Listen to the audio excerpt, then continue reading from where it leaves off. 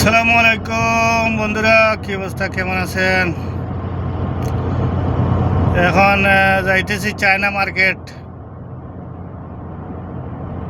কি অবস্থা, কেমন আছেন সবাই? চায়না মার্কেট যাইতেছি।